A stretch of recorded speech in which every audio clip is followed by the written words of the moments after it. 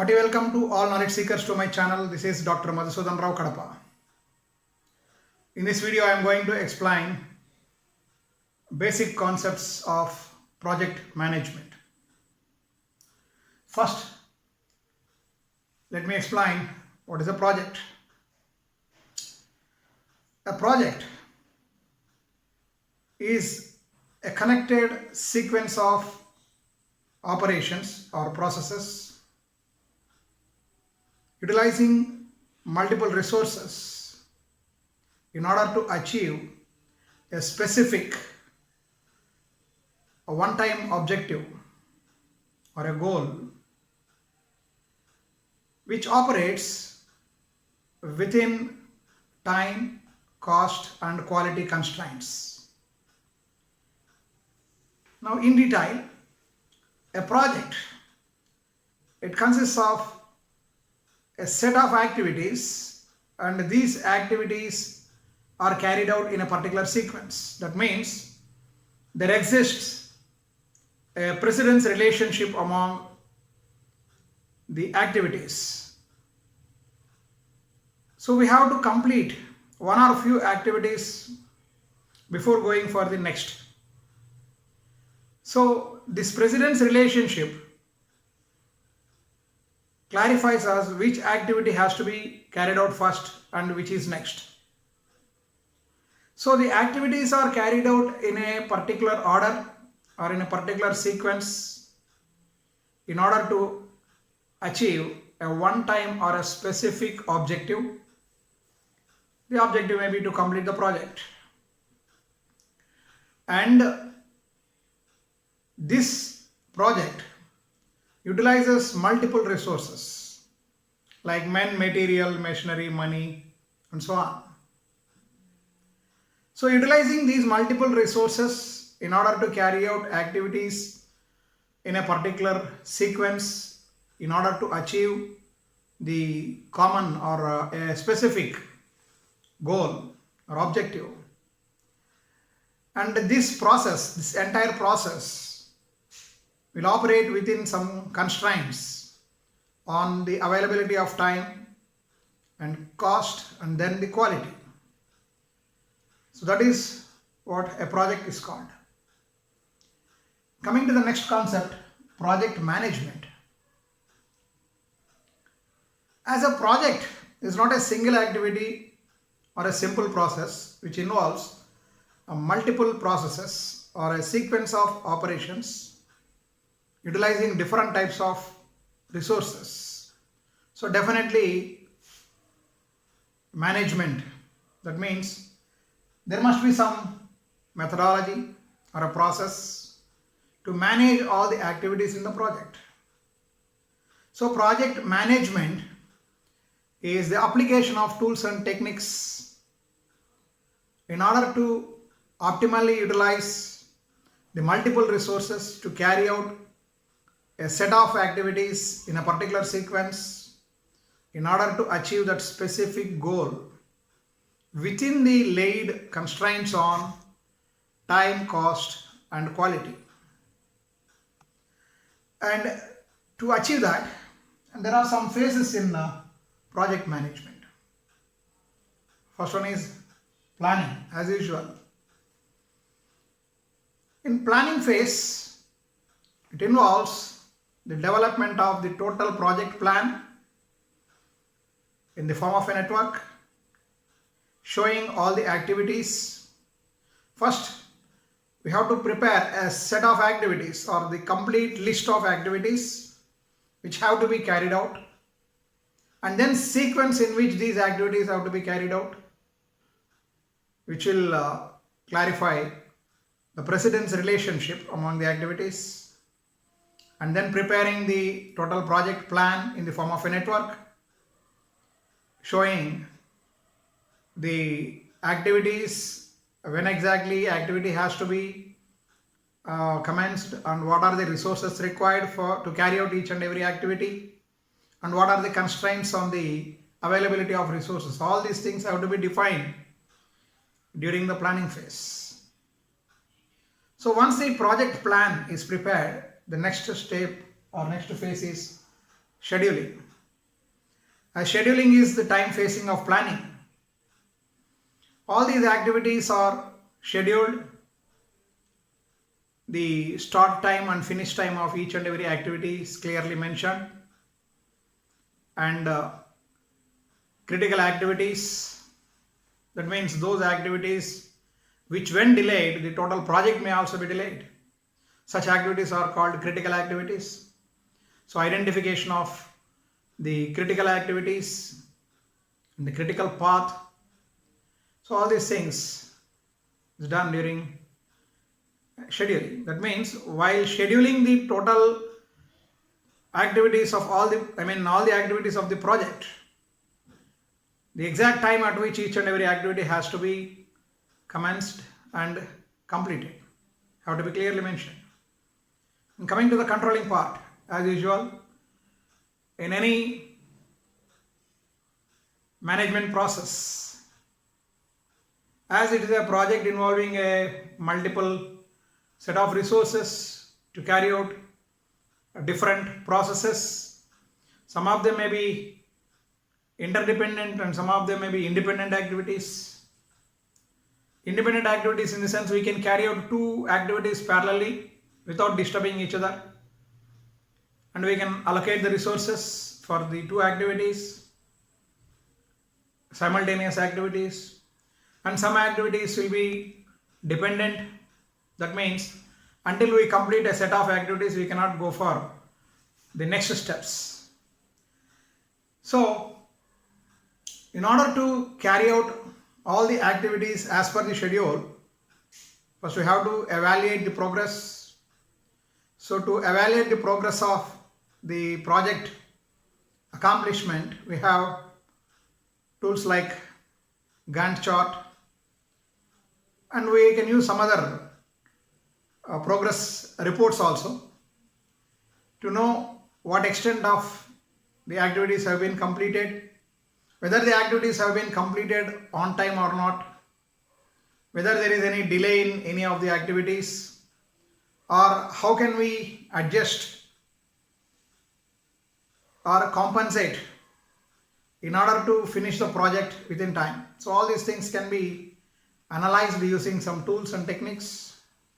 That's what we do during the controlling phase.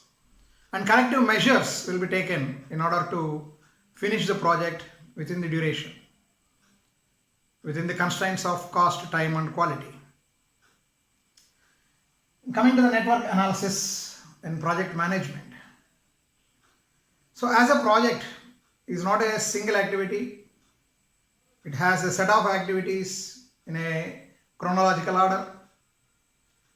For example, if we consider the construction of a building, a house as a project, there are so many activities. First we have to level the ground, then we have to prepare the plan. These are parallel activities, maybe independent activities. For leveling the ground and preparing the plan, these two need not be carried out in a sequence. Parallelly we can carry out those activities. And then for foundations or pillars we have to dig, excavation has to be done. Then after laying foundation or pillars, then constructing walls. And then some activities like during the laying of roof, some electrical work can be done. And then once the roof is over, walls are ready, next we can go for plastering, then finishing and electrification, plumber work or any other carpenter work, all these things. Certain activities can be carried out simultaneously. That means those activities are independent of each other, and certain activities have to be carried out after completion of a set of activities. So in order to establish the proper sequence, we need a graphical representation of the total project. The graphical representation of a project is called a network. For example, if we have a small network like this, starting at node 1, we have two activities, 1, 2 and 1, 3. These two activities are independent activities. So starting at this particular point, we can carry out this activity 1, 2, 1, 3 parallelly. And once activity 1, 2 is completed, we can proceed for 2, 4, 10, 3, 5. These are also independent, say. And suppose there is another activity which is 2, 5.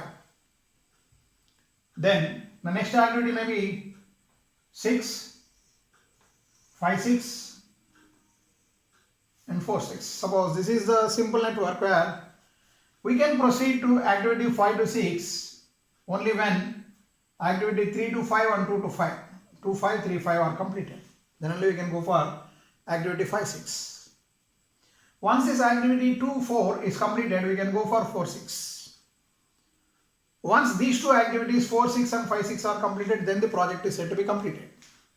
So this is how a network will help in planning or providing a graphical representation of the total project. Not only in planning phase, scheduling also we can do using networks. So we can lay down the different types of resources, time, men, material, machinery, whatever the type of resource required here for each and every activity, and the schedule, that is the time, exact time at which the particular activity can start and when exactly this activity has to be finished. So all these things can be represented in this graphical form. So network analysis will help in project management. Now coming to the objectives of project management. The main objective of network analysis in project management is to optimize the total cost of the project. In order to optimize the total cost of the project, we have to minimize the duration, because certain costs will be directly proportional to the duration of the project. So we have to minimize the total duration of the project, we have to minimize the total cost of the project, and we have to achieve the optimal quality. And network analysis also helps in carrying out sensitivity analysis. In the sense, suppose what if we make some changes in the allocation of the resources, and can we divert some of the resources to some other activities in order to finish them quickly? Or there are some activities called non-critical activities which may be delayed, but even if we delay such activities, it will not affect the total project duration. In case of any shortage of resources, we can carry out all these things. That means we can do this kind of resource adjustments and resource balancing, resource leveling, how best we can utilize the available resources. And coming to the other concept, crashing. Suppose if we want to reduce the duration for a particular activity, then the reduction of the duration of any activity is called crashing. What if we make such changes? So all such effects on the overall project duration or the project cost can be analyzed using networks. So that is all about project management, then phases, and network analysis in project management. We come across different types of problems using different methods in project management. So in forthcoming videos, I will explain the different methods and how to express or represent the activities in the form of networks. For that also we have two different methods. AOA, that is activity on arrow, and AON, activity on node. These are the two different methods of drawing networks. And there are two different methods like a CPM and PERT. Critical path method. CPM stands for critical path method and PERT stands for program evaluation and review technique. One is deterministic and the other one is probabilistic. So depending on the here especially we concentrate on the resource time. So whether the time estimates are deterministic or probabilistic, accordingly we use CPM or PERT networks. And we have some mathematical expressions also in order to arrive at the optimal project duration as well as the total cost of the project. So all these analytical parts will be explained in forthcoming videos. Thank you very much.